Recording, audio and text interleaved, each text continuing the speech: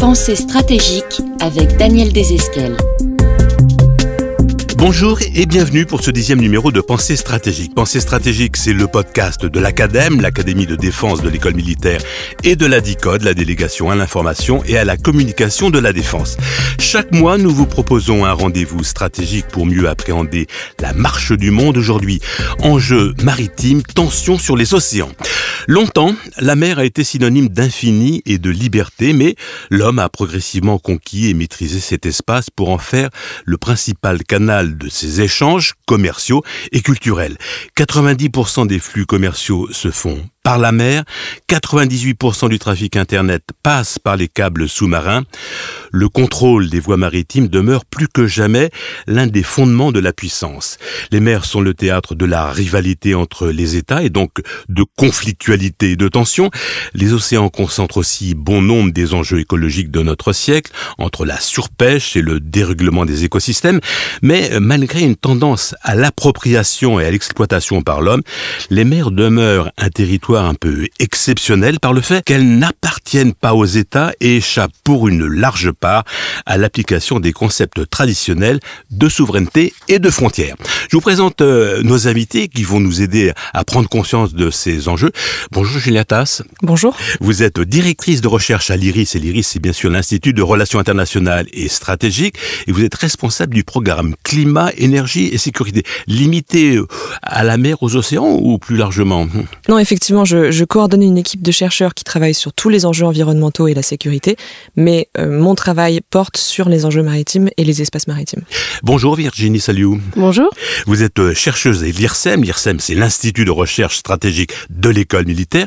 Vous êtes une spécialiste de la sécurité maritime de l'Union européenne et par ailleurs, vous êtes capitaine de frégate de réserve. Comment devient-on capitaine de frégate de réserve ? Vous êtes venu d'ailleurs en civil. Absolument. Eh bien, par volonté de servir, tout d'abord, dans son domaine de compétences, et en l'occurrence le mien et les questions maritimes, et puis penser la mer avec des marins et travailler sur la compréhension des enjeux maritimes pour la Marine nationale, c'était presque une évidence. On peut vous voir de temps en temps en uniforme. Rarement. Bonjour Cyril Coutançais. Bonjour. Vous êtes le directeur du département recherche du Centre d'études stratégiques de la Marine. C'est quoi ce Centre d'études stratégiques de la Marine ? Vous conseillez le chef d'état-major de la Marine, par exemple ?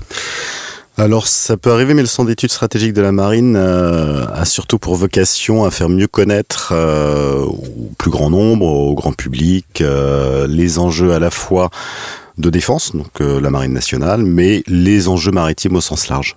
Alors, si nous commencions un peu par un petit rappel, on dit la Terre, notre Terre, mais la Terre, Cyril Coutançais, c'est d'abord des océans et des mers. C'est d'abord des océans et des mers, et puis on l'oublie souvent, mais en fait on est tous issus des océans, parce que la vie est née au fond des océans. Il y a 3,5 milliards d'années à peu près. Les premiers organismes unicellulaires ont vu le jour dans les océans. Donc ça nous rattache quand même à ces océans, et des océans qui sont loin d'être maîtrisés pour autant.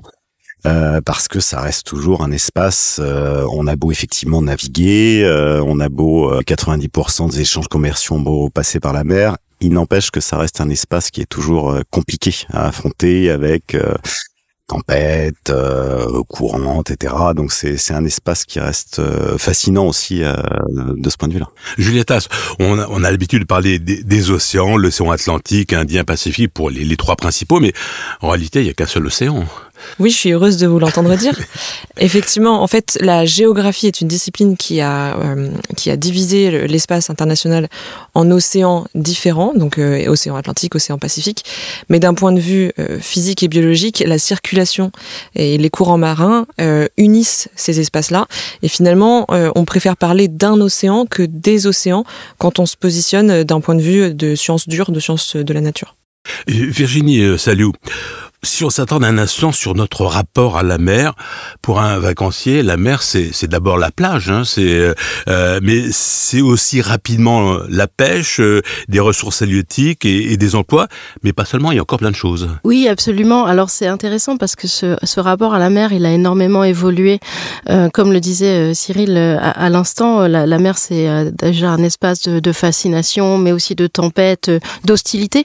Et puis depuis quelques années, on sent que c'est est devenue plus ce qu'on appelle une mer plaisir, une mer vers laquelle les gens ont envie de se tourner pour y pratiquer des activités. Et tout ça, ça a changé notre rapport à la mer.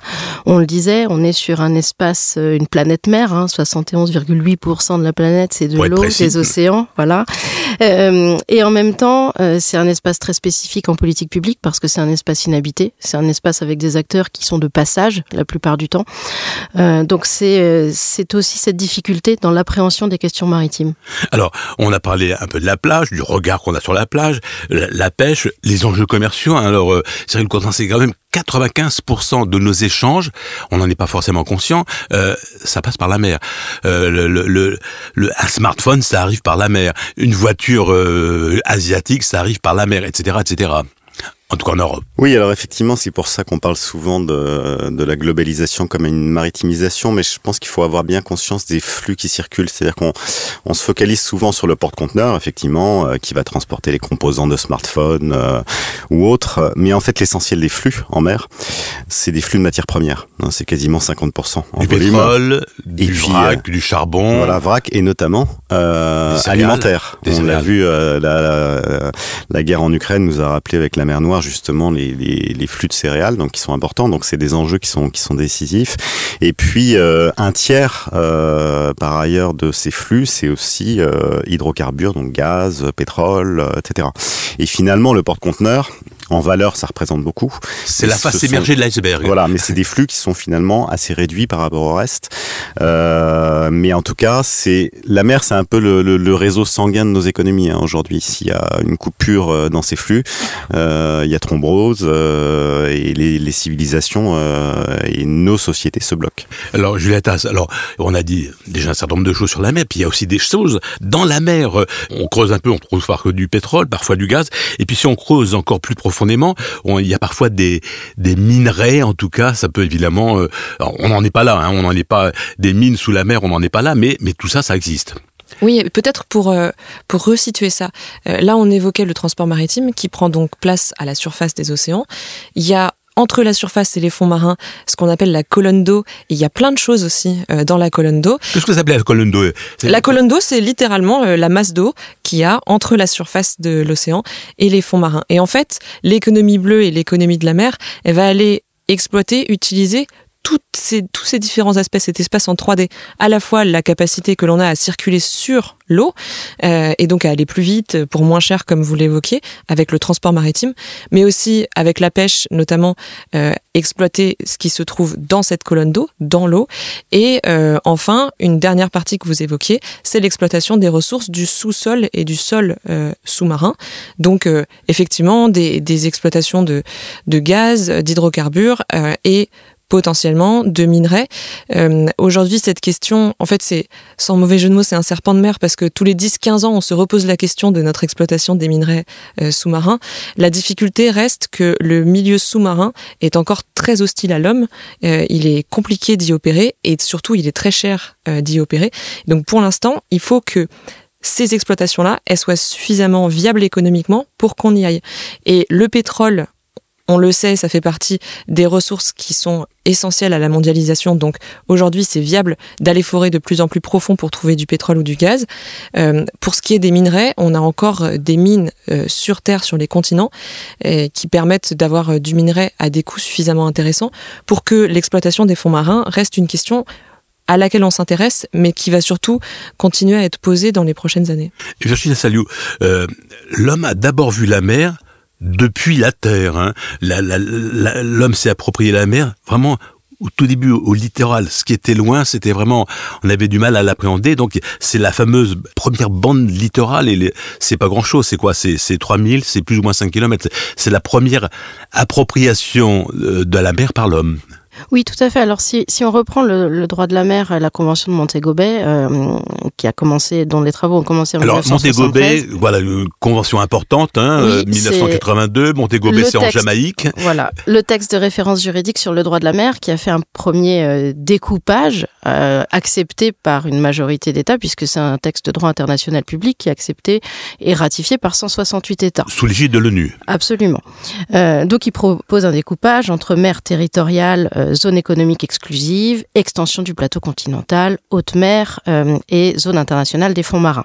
Ce découpage, c'est une première forme d'appropriation, effectivement, qui va coïncider aussi avec une prise en compte politique, puisqu'à partir des années 1990, vous avez eu des politiques publiques consacrées aux questions maritimes. Les premières, de GIZC, donc de gestion intégrée des zones côtières, et vous voyez là qu'on était dans l'approche littorale, et puis de plus en plus une extension de ces politiques vers le large. Le problème, si je puis dire, c'est que la majorité de ces politiques publiques sont des politiques terrestres, retransposées en mer. Donc ça s'appelle c'est ce qu'on appelle la territorialisation de la mer, c'est ça? Terrestrialisation, si on veut des gros mots, ou territorialisation. Effectivement, en tout cas, c'est une façon de projeter la pensée terrestre à terre en imaginant l'espace maritime comme un territoire qui serait l'équivalent de ce qui se passe à terre. Or, pour beaucoup de marins, la pensée de la mer, c'est quelque chose de différent. C'est un espace de liberté, c'est un espace qui n'est pas nécessairement approprié, et en tout cas, tout le droit de la mer le montre, puisque même quand vous prenez la mer territoriale, qui est jusqu'à 12 000 marins, qui va s'approcher le plus possible de ce qu'on va voir à terre, eh bien, vous avez le droit de passage inoffensif qui autorise n'importe quel autre navire, de n'importe quelle nationalité, à passer dans vos eaux. Qu'il soit civil ou militaire. Absolument. Alors, donc, on est parti des 3000, environ 5 km, on arrive aux 12 000, et la grande innovation de l'accord de Montego Bay de 1982, donc c'est c'est la mise en place des ZEE, des zones économiques exclusives. C'est bien ça, Cyril Gautensèvre? C'est exactement ça, et en fait, le terme d'économique reflète bien l'idée de la négociation. C'est-à-dire qu'en fait, ces zones économiques exclusives et la Convention de Montego Bay, elle a été portée par une capacité technologique à exploiter davantage de ressources marines.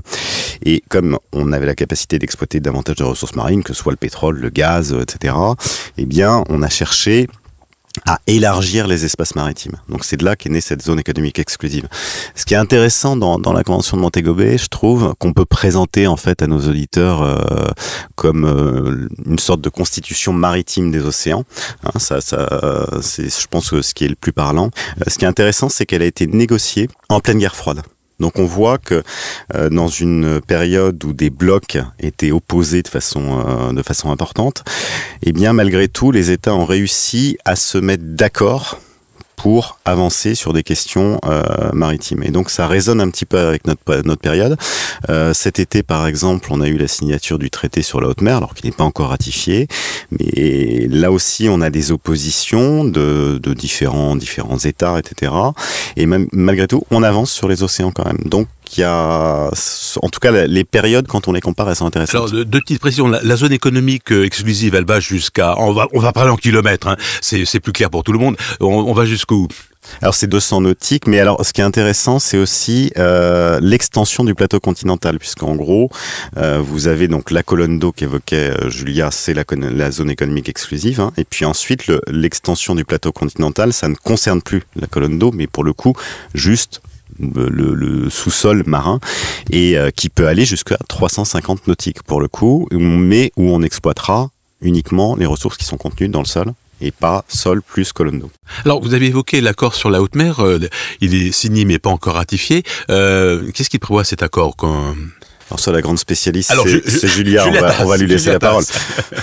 Simplement, avant d'évoquer l'accord sur la haute mer, revenir sur quand même ce qui a été évoqué à la fois par Virginie et par Cyril, cette constitution de la mer, parce que ce qu'il faut vraiment se figurer, c'est que les hommes, quand ils ont appliqué une vision terrestre sur les espaces maritimes, ont quand même, au-delà de diviser l'océan en océan au pluriel, ont réussi à séparer la colonne d'eau et le sol et le sous-sol. Ce qui prouve bien aussi justement cette idée d'exploiter, puisque on sépare le sol et le sous-sol aussi avec l'espoir d'y trouver certaines ressources minières et hydrocarbures.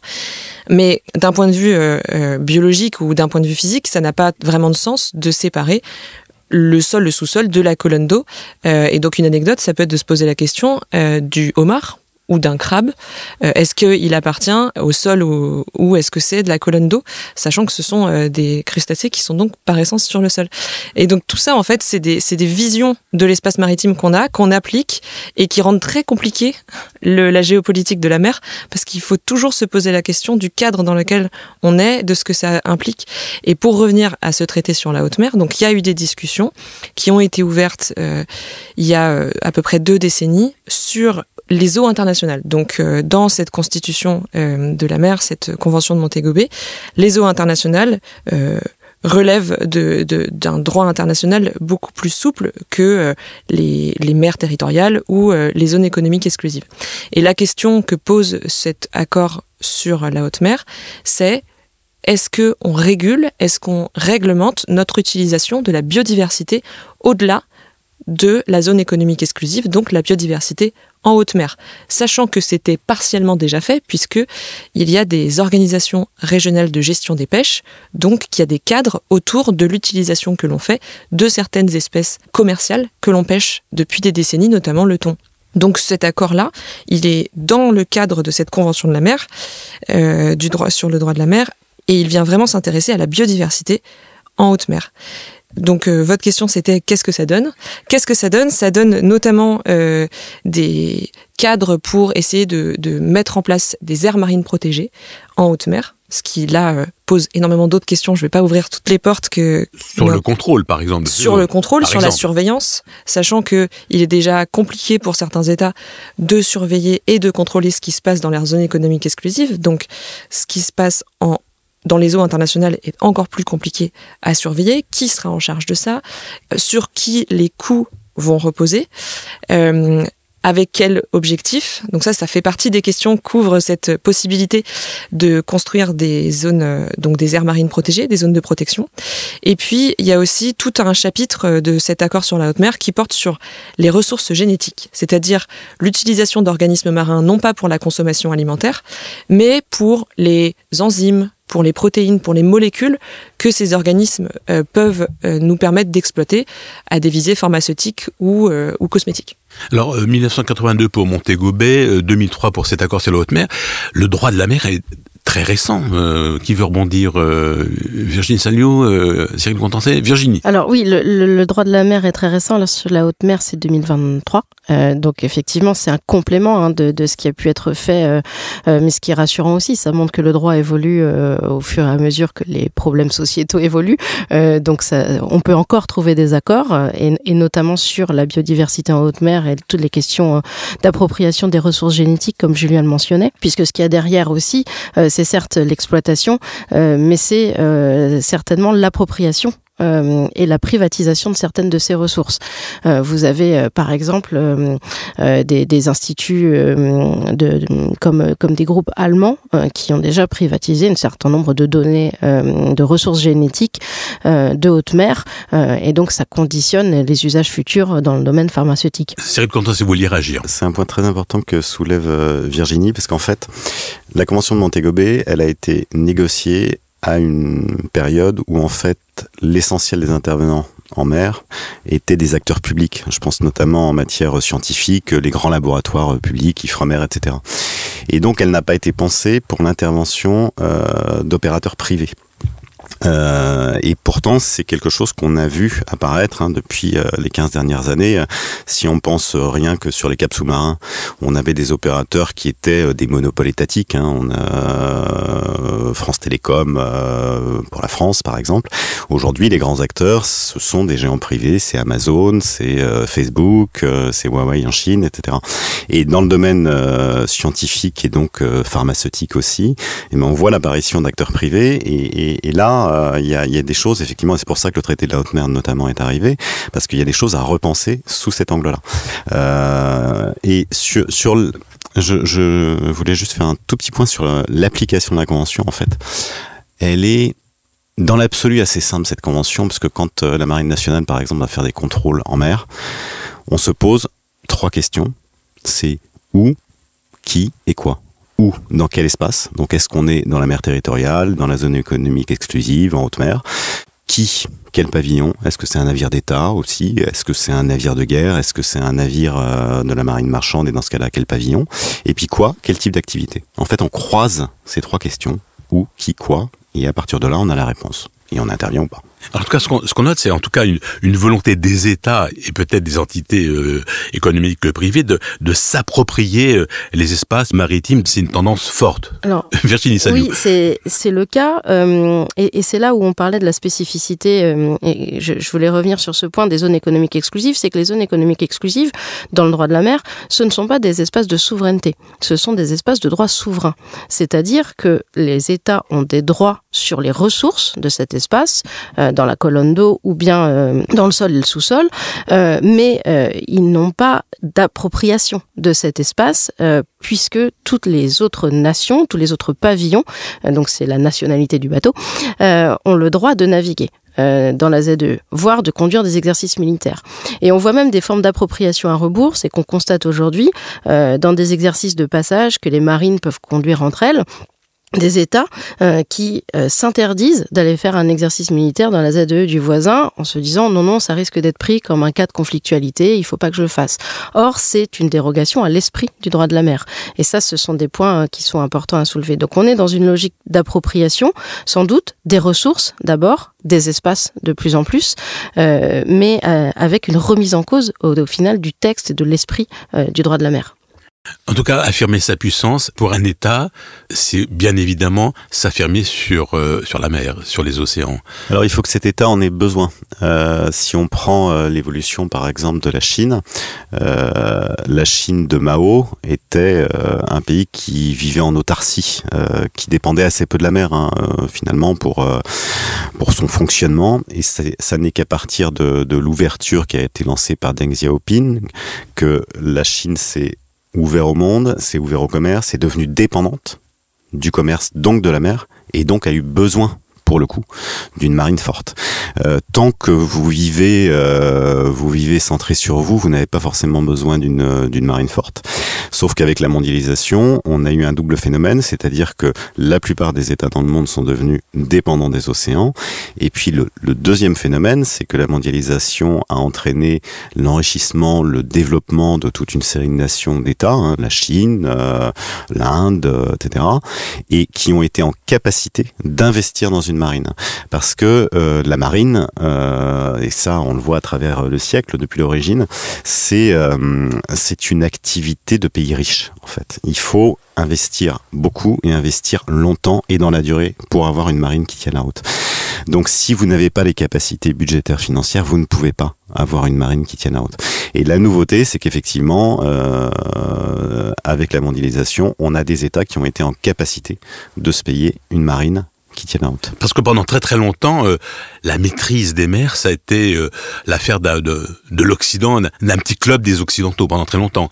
En fait, ça a été l'histoire de l'affaire des Occidentaux depuis, si on reprend ce terme, depuis les grandes découvertes. Les Espagnols, les Portugais. Mais auparavant, on a quand même des marines. La marine chinoise s'est déployée jusqu'en océan Indien. On a des cités-États déjà dans la zone de Singapour. Donc, on a des États qui se sont dotés de marines. On a l'aventure des Polynésiens aussi. Les Polynésiens sont quand même, et ça c'était bien avant Hugues Capet, mais ont exploré, découvert l'ensemble de l'océan Pacifique en partant des côtes taïwanaises jusqu'à l'Amérique latine. Donc en termes de navigateurs, de marins... Sans volonté de puissance, sans volonté de domination. Ils maîtrisaient en tout cas l'océan Pacifique. Mais ce qui est vrai, c'est que les grandes découvertes ont marqué une rupture, puisque à partir des grandes découvertes, la mer est devenue une affaire de puissance européenne, puis occidentale avec l'arrivée des États-Unis au lendemain de la Seconde Guerre mondiale qui se sont vraiment imposés, et qu'on arrive à une période où là on a un retournement effectivement, où les marines européennes et américaines sont encore comptent évidemment, mais on a de nouveaux acteurs qui apparaissent, la marine chinoise, la marine indienne, on a des marines régionales qui comptent aussi. Essentiellement du fait de la mondialisation. Du développement économique en tout cas, oui. Et puis d'une volonté de puissance. Julieta, vous vouliez rajouter quelque chose? Simplement pour souligner le fait que cette Finalement, la supériorité maritime des puissances occidentales au cours des siècles derniers, elle est complètement liée à l'importance des flux commerciaux pour les Occidentaux au cours des derniers siècles. Donc, s'il y a eu cette période où les puissances occidentales investissaient dans la marine ou les gardes-côtes, c'était pour sécuriser des chaînes d'approvisionnement qui étaient essentielles pour leurs économies. Et aujourd'hui, ce qui se passe, c'est que, comme le disait Cyril, on a une multiplication de lieux de production et de consommation des matières premières, et donc on a l'essor des marines qui va avec pour protéger ces flux commerciaux et pour protéger des zones sensibles que sont par exemple les détroits et les canaux. Alors l'explosion, c'est les années 80 et Virginie Saliou. En fait, ouais, c'était pour rebondir sur ce que disait Julien. Le développement des marines de guerre, il va de pair avec les marines commerciales, et donc la multiplication des flux a fait que vous avez une multiplication des marines aussi. Mais les logiques sont restées les mêmes au final. Quand on voit que la Chine dépend à 90% du détroit de Malacca pour ses approvisionnements en hydrocarbures, on se doute bien que la zone elle va être stratégique à ses yeux également. Les logiques de contrôle aussi des détroits, des points de passage avec l'acquisition de bases comme à Djibouti, c'est une compétition sans doute entre les puissances, mais c'est aussi une réponse identique à des objectifs communs. Alors justement, petit point de détail, vous évoquez Djibouti. À Djibouti, il y avait une base française historique, voilà, puisque les Français ont colonisé le territoire des Afars et des Issa, si je dis pas de bêtises. Mais maintenant, il y a un monde fou à Djibouti. Il y a des Français, il y a des Chinois, je crois qu'il y a même des Indiens. Je me demande s'il n'y a pas des Américains. Enfin, j'ai pas ça en tête, mais vous devez le savoir parfaitement, Cyril Coutançais. Non, mais c'est à l'image, ça reflète bien finalement Djibouti, effectivement, l'évolution de ces dernières années. C'est-à-dire que c'est un point névralgique, c'est une base qui offre des avantages considérables, et donc évidemment et puis après, ce qui est intéressant dans Djibouti, c'est le jeu local aussi, c'est-à-dire que le gouvernement de Djibouti aussi sait faire jouer la concurrence pour faire venir et puis monnayer l'implantation de telle ou telle puissance, telle ou telle base. Mais ça reflète bien effectivement l'arrivée sur les mers de toute une série de nouveaux acteurs, effectivement. Donc les Français sont présents à Djibouti, les Américains sont présents à Djibouti, et puis les Chinois, et avec la volonté pour la Chine de pouvoir protéger à la fois ses flux et être présent sur une grande partie du globe. La Chine a beaucoup d'échanges, par exemple, avec le continent africain, donc il faut pouvoir sécuriser ces échanges aussi. Il y a pas mal d'échanges aussi, évidemment, pour les hydrocarbures avec le Golfe arabo-persique, donc il faut pouvoir être présent dans la zone aussi pour assurer la sécurité de ces flux. Donc la présence des Chinois à Djibouti en dit long sur le développement de la marine chinoise, qu'elle soit commerciale ou militaire. S'inscrit dans une logique, en tout cas, dans une logique, puisque plus on est dépendant de certaines zones, plus on a des flux qui circulent sur océan Indien, océan Pacifique, plus il faut être en capacité de sécuriser ces flux. Oui. Alors les grandes lignes maritimes pendant très longtemps, ça a été l'Atlantique. On allait en gros de l'Europe vers les États-Unis, puis on revenait. C'est un peu passé de mode, c'est devenu une ligne secondaire, la ligne Atlantique. Alors Virginie Saliou dit non de la tête, vous exagérez quand même un peu. Alors je vous laisse la parole. Oui, en fait, donc sur les flux de conteneurs, effectivement, les échanges en fait dans l'Atlantique entre notamment les États-Unis et l'Europe restent parmi les principaux. En revanche, vous avez une explosion des flux, et on dit que le Pacifique est devenu le nouveau centre de gravité mondial entre l'Asie et le Pacifique. Ça n'a quand même pas remis en cause les échanges existants entre les États-Unis et l'Europe. Mais comme le disait Cyril en début d'émission, les flux de vrac qui sont les plus importants, eux, sont plus dans une logique sud-nord, et notamment venant de l'Afrique à destination des pays de l'hémisphère nord, tous confondus. Alors tout ça, c'est évidemment très fragile quand même. Il suffit qu'il y ait 3 outils qui envoient depuis la mer Rouge quelques missiles. Bof, on fait le tour par le cap de Bonne-Espérance, on descend jusqu'au fond de l'Afrique avant de remonter. Tout ça, tout cet équilibre subtil, il est d'une fragilité absolue. On pourrait dire qu'il est à la fois fragile et extraordinairement résilient, parce que finalement, les Houthis sont intervenus en mer Rouge. Alors on a eu le déploiement d'une opération européenne, l'opération Aspides, mais le transport maritime a été très résilient, puisqu'ils ont été en capacité pour une grande part du volume de faire le tour par l'Afrique. La logistique a été réglée en une petite dizaine de jours pour recombiner un peu tout ça. Et finalement, dans nos sociétés, en France, en Europe, on voit pas un différentiel de prix qui est considérable. Donc il y a aussi une résilience qui est forte. Après, là où il faut se méfier, c'est que là, on est sur effectivement la mer Rouge. On peut contourner par le cap de Bonne-Espérance. S'il y avait des affaires autour de Taïwan, etc., ce serait pas du tout la même histoire. Là, on est vraiment sur dans les échanges commerciaux, les échanges entre la Chine et l'Europe, par exemple, qui sont assurés par le transport maritime. Bah oui, le transport maritime ne passe pas à la mer Rouge. Mais si il y a une interruption du trafic avec la Chine, là, ça pose un vrai problème. Merci Cyril Coudenset. Vous écoutez Pensée stratégique, le podcast de l'Acadème et de la DICODE. Aujourd'hui, enjeux maritimes, tensions sur les océans, avec Julia Taz, directrice de recherche à l'IRIS, Institut des relations internationales et stratégiques, Virginie Saliou, chercheuse à l'IRSEM, l'Institut de recherche stratégique de l'école militaire, et Cyril Coudenset, directeur du département recherche du Centre d'études stratégiques de la marine. Alors, on a beaucoup parlé des navires, il faut quand même dire un petit mot sur ce qu'on voit pas, ceux auxquels on ne pense jamais, les câbles sous-marins. Voilà, on passe naturellement, on envoie un mail de Paris jusqu'en Asie sans se poser la question par où ça passe. Alors ça passe quand même par des câbles sous-marins. Julietta, il y en a beaucoup des câbles sous-marins comme ça ? Il y en a beaucoup. Il y en a des centaines. Et Cyril faisait tout à l'heure la comparaison du transport maritime avec un système de transport sanguin. Et si on continue cette métaphore, on peut se dire que les câbles sous-marins, c'est le système nerveux de la mondialisation, puisque toutes les informations, quasiment, passent par les câbles sous-marins, et en particulier des informations qui vont être essentielles pour la mondialisation, des informations financières notamment, vont passer par les câbles sous-marins. Et aujourd'hui, ce qui est d'ailleurs assez évocateur de cette superposition d'un système qui transporte des données, des informations, et d'un système qui transporte des marchandises physiques, c'est que les autoroutes des câbles sous-marins se superposent aux autoroutes du transport maritime.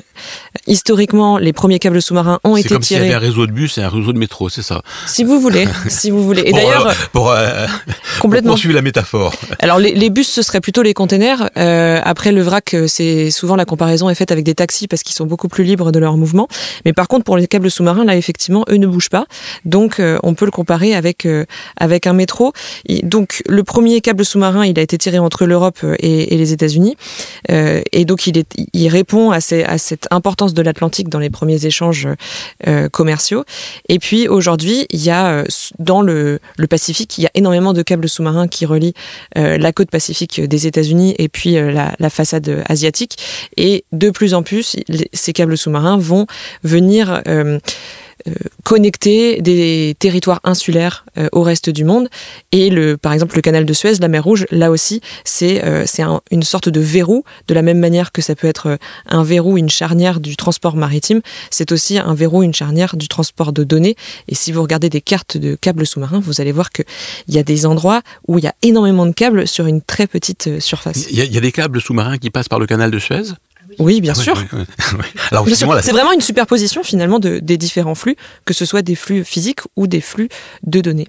Alors là, évidemment, encore grande fragilité de toute cette organisation. Alors, Cyril Coudenset, faut pas exagérer non plus, de la tête. Non, mais alors, d'abord, il y a un point, je pense qu'il faut mettre en exergue aussi, c'est que depuis le Brexit, la France a un rôle central justement.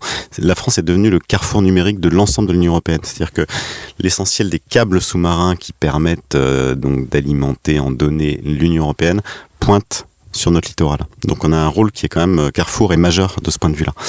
Ensuite, sur la fragilité, ces câbles, ils sont sur un système de redondance, c'est-à-dire que c'est pas parce que vous en coupez un que l'information va pas passer par d'autres. Et puis ensuite, sur ce raisonnement, sur la fragilité des câbles, il y a quand même quelque chose qu'il faut avoir en tête, c'est qu'un câble, ça relie un point A à un point B. Donc si vous voulez, par exemple, couper un câble en Europe, eh bien, à l'autre bout du monde, la Chine pourrait être impactée.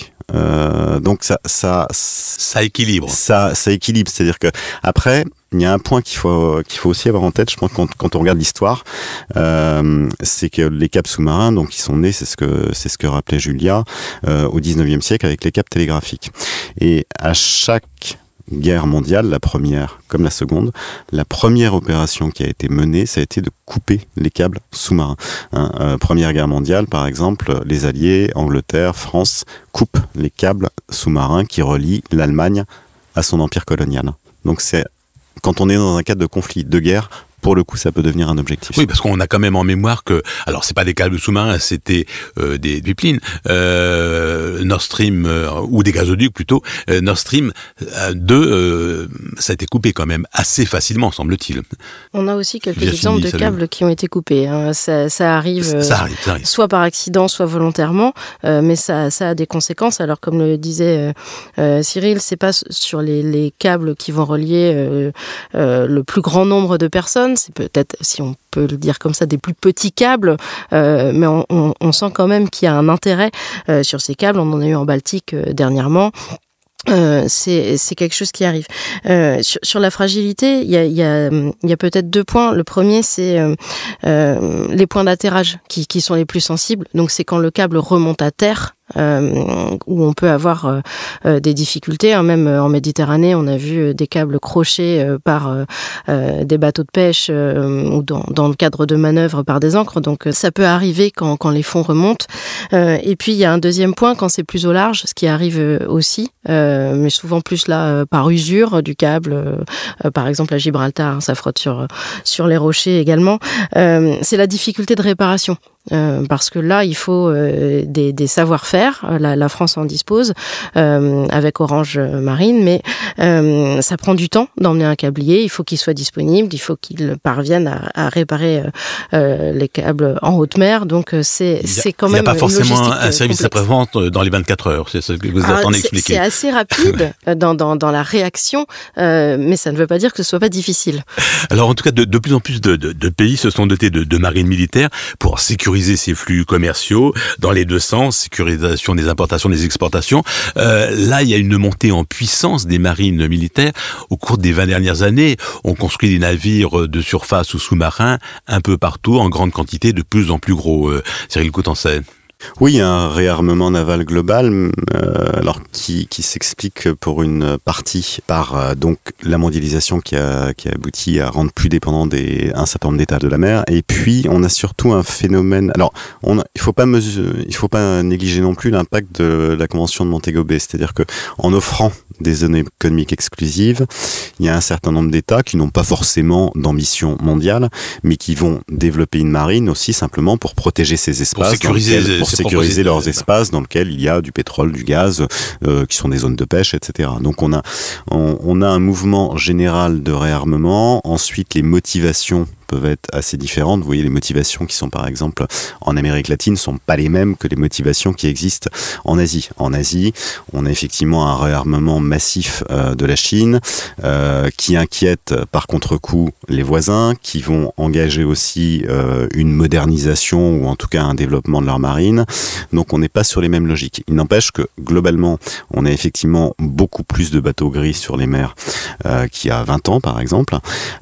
Et la caractéristique aussi, c'est que on voit de plus en plus de pavillons de marines qu'on n'avait pas l'habitude de voir. En Méditerranée, on peut voir une marine turque qui est moderne et importante. Il y a des investissements qui sont importants aussi dans la marine marocaine, algérienne. Donc c'est un phénomène effectivement qui énerve à la fois toutes les mers du globe et une bonne partie des pays du globe aussi. Julia Tass, pendant très très longtemps, enfin depuis la Deuxième Guerre mondiale, la marine la plus forte, la plus présente sur toutes les mers, c'est évidemment la marine des États-Unis. C'est toujours le cas ? Alors, grande question. C'est toujours le cas en termes de capacité technique. C'est toujours le cas parce que la marine américaine dispose d'une expérience, comme vous le disiez, de plusieurs décennies. Donc, elle est présente sur toutes les mers. Il y a des flottes sur toutes les mers du monde. Et puis, il y a cette expérience. Mais effectivement, la Chine se dote de moyens de plus en plus importants. Donc, en termes de tonnage, c'est-à-dire de volume de bateaux, la Chine s'est lancée dans la course et avec énormément de moyens. En fait, ce qui est pour nous, je pense, en tant que puissance maritime et navale historique, ce qui est impressionnant, c'est la vitesse avec laquelle les marines asiatiques se développent. Quand nous, au contraire, au cours des 20-30 dernières années, on a plutôt cherché à, je dirais pas déconstruire, mais en tout cas, on se dote de moins en moins de moyens. On investit, là, c'est reparti, mais pendant très longtemps, on a désinvesti un peu ce champ-là, et de se rendre compte des investissements qui ont été faits de l'autre côté du globe, c'est assez vertigineux quand on travaille sur ces sujets. Alors, Cyril Coutançais ou Virginie Saliou. Oui, en fait, c'est la question que je me pose, de savoir si la question du réarmement, c'est pas une perspective occidentale au final, et si c'est pas tout simplement un armement dans les autres pays. Parce que à l'issue de la guerre froide, dans les pays occidentaux, on a eu une tendance à croire que les guerres étaient finies. Et les donc, fameux dividendes de la paix. À diminuer les budgets militaires et à moins investir peut-être dans ce domaine-là, à un moment où les autres le faisaient, d'une part pour aller préserver les ressources dans leur zone économique exclusive, et puis d'autre part face aussi à une recrudescence de la piraterie en Asie du Sud-Est ou dans le golfe de Guinée, dans la Corne de l'Afrique, qui ont conduit d'abord les États riverains à se doter de marines, pas forcément hauturières, mais au moins pour protéger leurs espaces maritimes. Et puis après, dans le jeu effectivement plus important de compétition entre la Chine et les États-Unis, vous avez eu l'effet dont parlait Cyril de multiplication de la course, si on peut dire, entre les États-Unis et la Chine pour savoir lequel aurait le plus de navires.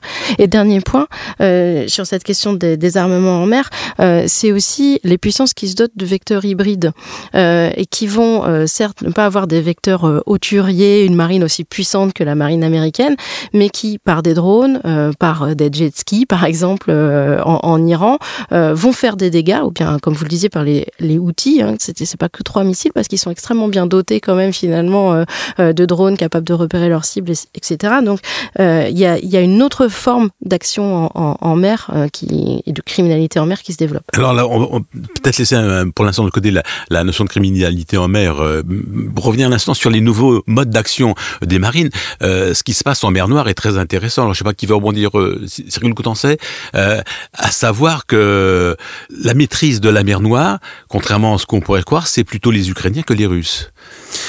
Oui, alors la mer Noire est aussi alors c'est une mer fermée. Voilà, il y a un espace particulier parce que une mer fermée, avec des conditions aussi particulières, parce que vous savez que l'accès à la mer Noire est tenu par la Turquie et qu'il y a, sans entrer dans les détails de la convention de Montreux, il y a un certain nombre de tonnages qui peuvent passer, etc., etc. Donc les Russes n'ont pas la capacité d'amener autant de navires qu'ils le voudraient, etc. Les unités qui étaient présentes aussi en mer Noire, les unités russes, il y en a beaucoup qui ont été frappées quand elles étaient immobiles, c'est-à-dire dans les ports. Donc, enfin, il y a tout un, on pourrait y passer des heures sur les enjeux, en tout cas, de la mer Noire. Mais je rebondirais sur un terme que Julia a utilisé, qui est le vertige face à la montée en puissance de marines émergentes ou réémergentes comme la marine chinoise. Ce vertige, il est vraiment frappant, je pense, au sein de l'Union européenne, parce que je pense que quand on regardera le 21e siècle, dans 40-50 ans, il y a une année qui sera marquante et qui sera un peu le pivot peut-être de ce siècle, c'est l'année 2008. Parce que l'année 2008, c'est l'année de la grande crise financière, avec une crise, et donc crise économique derrière, crise qui commence aux États-Unis et une économie mondiale qui redémarre avec la Chine. C'était la première fois depuis des siècles qu'un État émergent était en capacité de faire redémarrer l'économie mondiale. Et là où cette année, c'est vraiment une année pivot aussi, c'est que c'est cette année-là que les États-Unis prennent conscience qu'ils n'ont plus à la fois l'envie et les capacités d'assumer un rôle de gendarme du monde.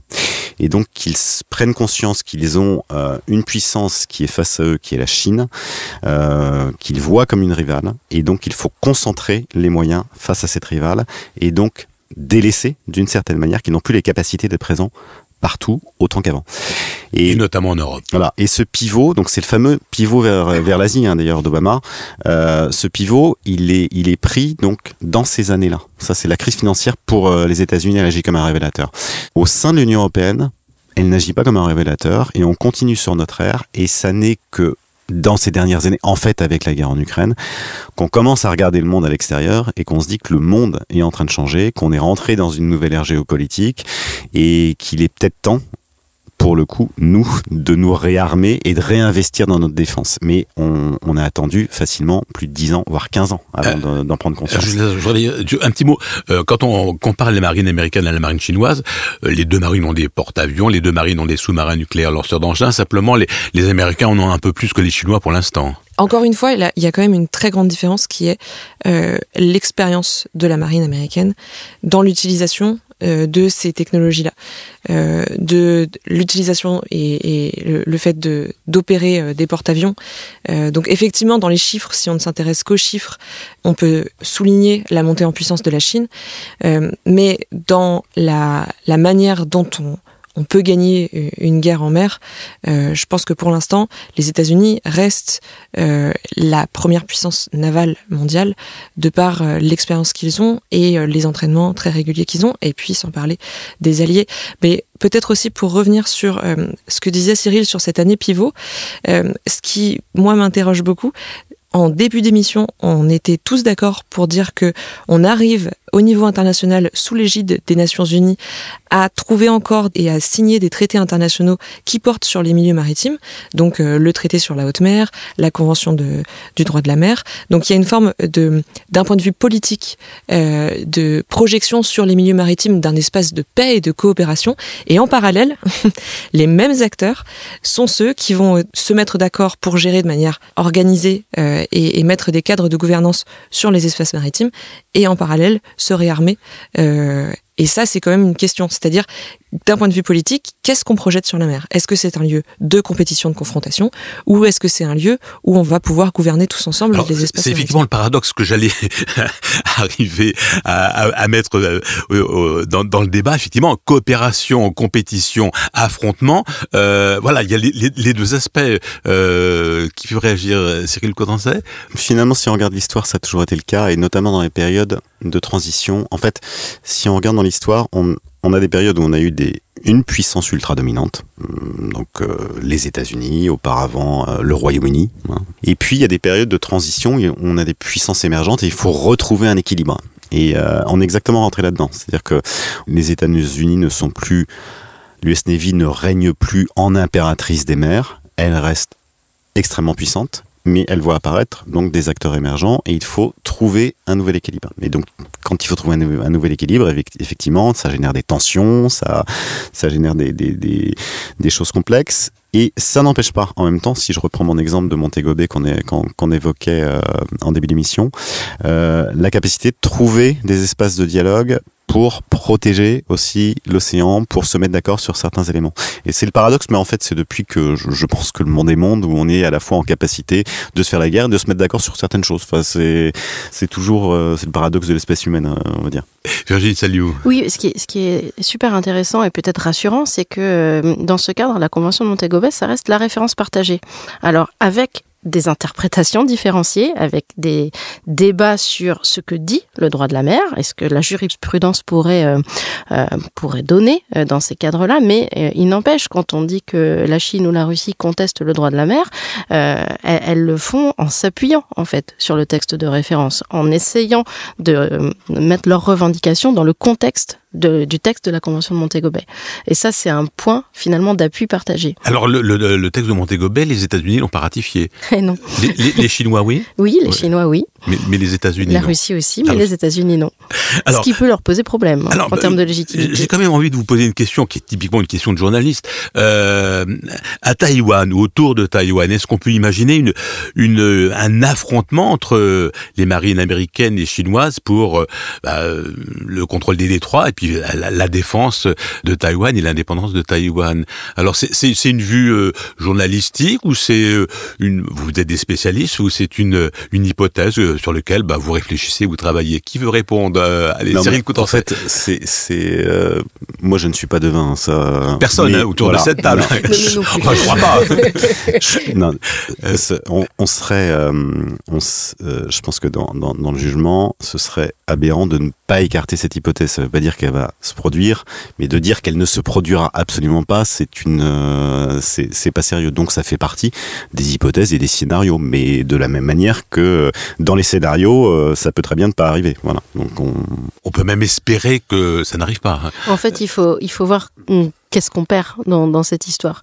Et dans ce cadre-là, compte tenu pour l'instant encore de l'interdépendance des flux, à la fois des échanges commerciaux, la Chine et les États-Unis étant les premiers partenaires réciproques en termes commerciaux, des échanges financiers, les deux ont à perdre en fait dans un blocage dans cette zone. Donc le dialogue est encore un espoir.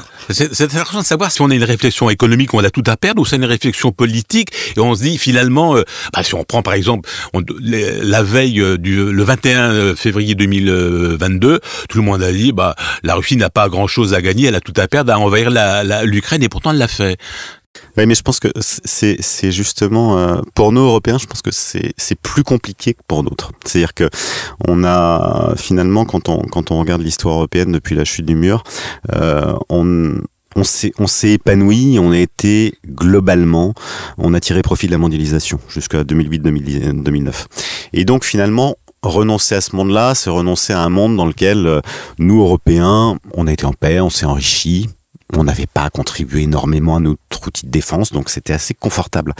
Sauf que là, il y a une prise de conscience à faire, c'est que d'autres pays dans le monde, ou plutôt d'autres dirigeants dans le monde, mettent la politique au-dessus de l'économie. Ce qui est assez nouveau, effectivement. Et surtout, en fait, il y a deux choses concomitantes. C'est qu'on a des dirigeants qui mettent la politique au-dessus de l'économie, donc ils sont prêts, effectivement, à déclencher un conflit, quelles que soient les conséquences économiques. Et puis l'autre fait nouveau, c'est ce que j'évoquais tout à l'heure, c'est que les États-Unis ne veulent plus être le gendarme du monde. Parce que la dernière fois qu'on avait un dirigeant qui avait tenté quelque chose comme ça, qui avait mis la politique au-dessus de l'économie, c'était Saddam Hussein en 91 en envahissant le Koweït. Qu'est-ce qui se passe à ce moment-là? Les États-Unis réunissent une coalition dans le cadre de l'ONU, il y a intervention, et en fait, dans le monde entier, les dirigeants comprennent que s'ils se lancent dans une aventure guerrière, il y aura une réaction internationale. Aujourd'hui, il y a un certain nombre de dirigeants qui ont compris que cette réaction, elle serait pas forcément là. Et donc, on peut tenter l'aventure. Et donc ça, ce cadre-là, il est quand même assez nouveau. Alors, jusqu'alors, on a peu parlé de la France, qui a une place bien particulière dans le monde maritime. On ne le sait pas forcément, mais la France possède le 2e espace maritime au monde, grâce au Dom-Tom. Alors, je vais rappeler Martinique, Guadeloupe, Guyane, Réunion, Mayotte, Polynésie et Nouvelle-Calédonie. Et je n'oublie pas Saint-Pierre-et-Miquelon. Alors, quelle est la place réelle de la France dans cet univers marin? Est-ce que la France se vit quand même comme une grande puissance maritime, ou est-ce que finalement, ce qu'on disait au début de l'émission, c'est-à-dire on a une puissance terrestre, et puis finalement la mer on la voit quand même depuis la plage jusqu'au littoral, mais guère plus. Qui veut rebondir Alors, l'histoire de France, elle est marquée par cette ambivalence en fait, à la fois terrienne et maritime. Néanmoins, si on prend l'époque actuelle, la France a des atouts non négligeables. Alors du point de vue des politiques, il y a un déficit de prise en compte des questions maritimes. Très clair. Même si ça change depuis une dizaine d'années avec de plus en plus de prise de parole sur les questions maritimes, de mise en place de politiques maritimes.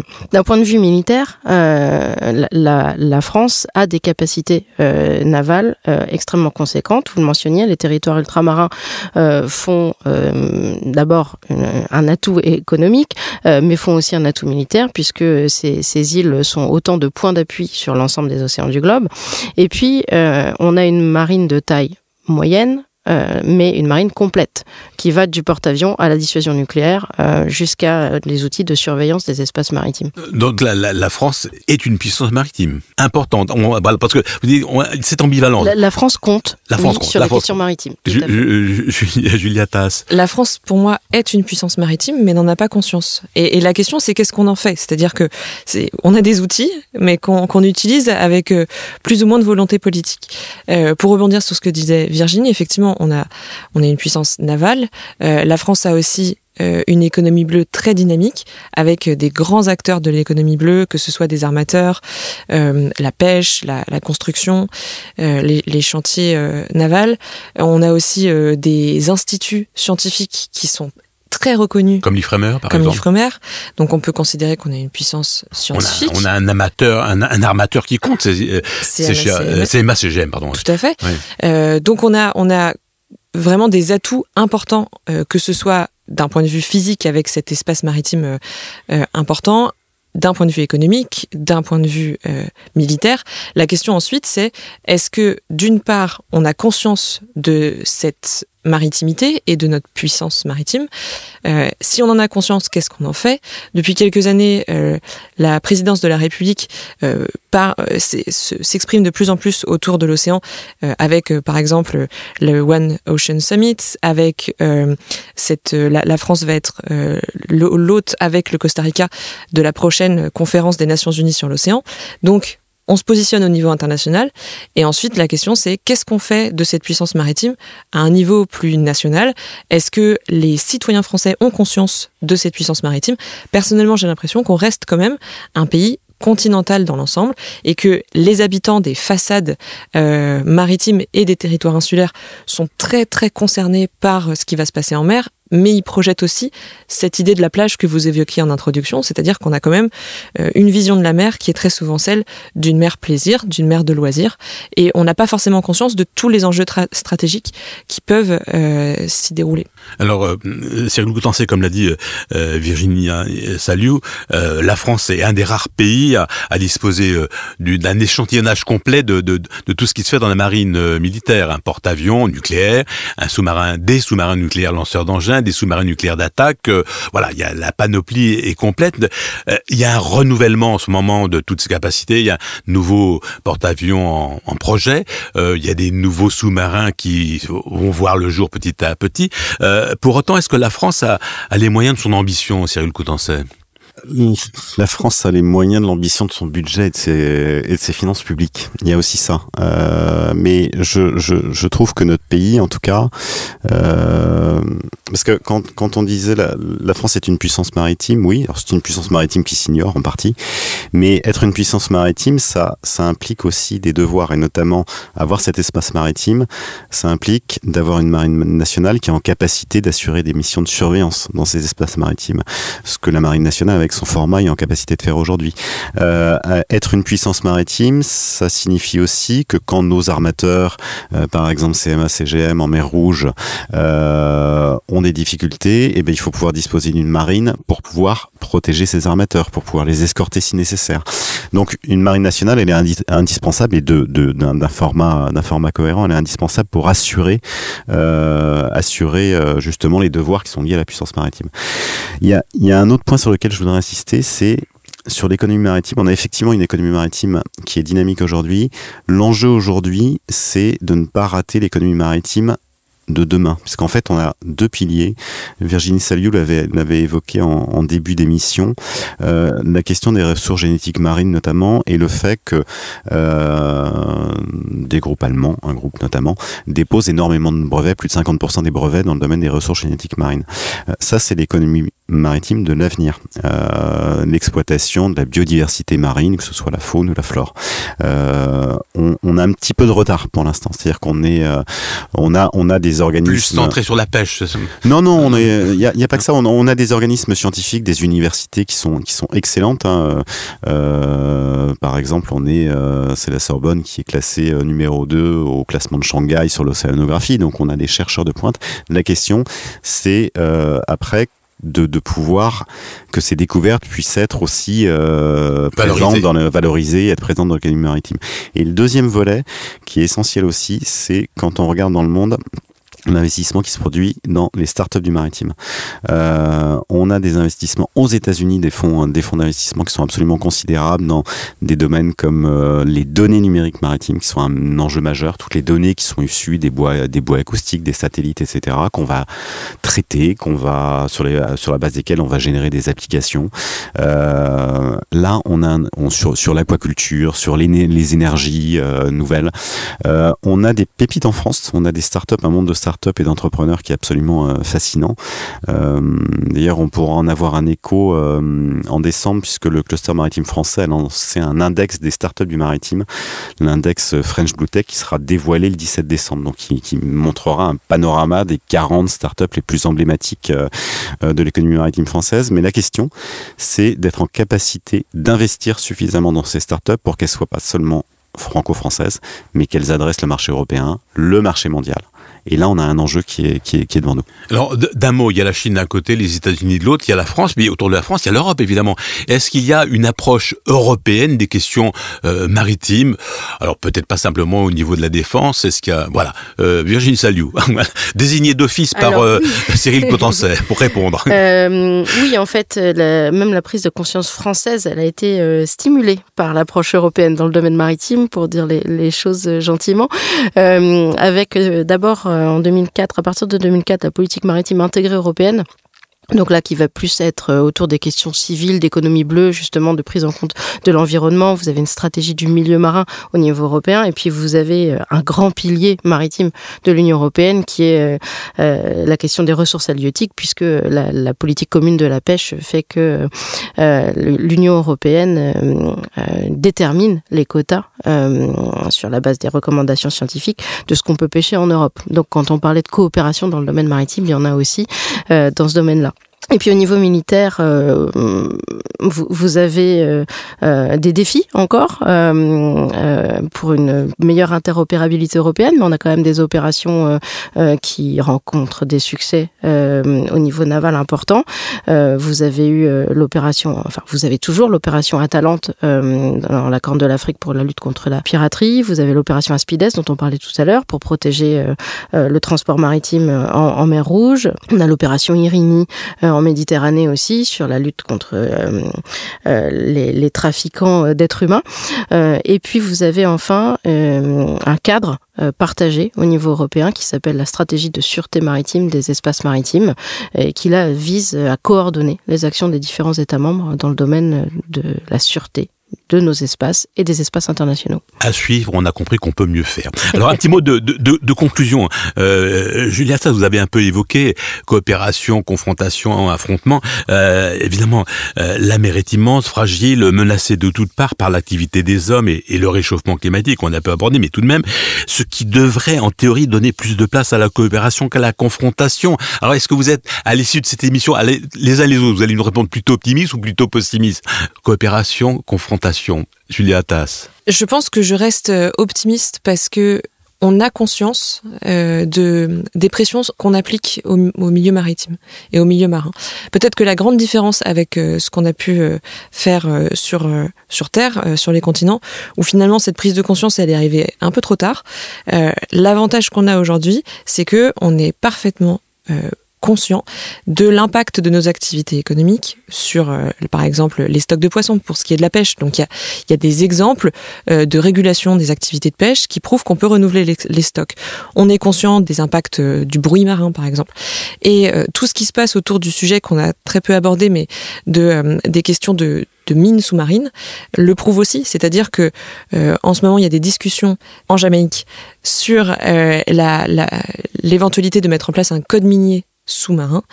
Et ces discussions-là, elles prouvent qu'on a conscience qu'en ouvrant cette porte aux activités d'exploitation minière, on pose une vraie question sur notre capacité, oui ou non, à s'autoréguler pour permettre de protéger des espaces que l'on connaît assez peu et donc des organismes et des écosystèmes que l'on connaît assez peu. Donc moi, je reste optimiste parce que on est au courant. Après, est-ce que ça veut dire qu'il va pas y avoir de confrontation ? Évidemment non.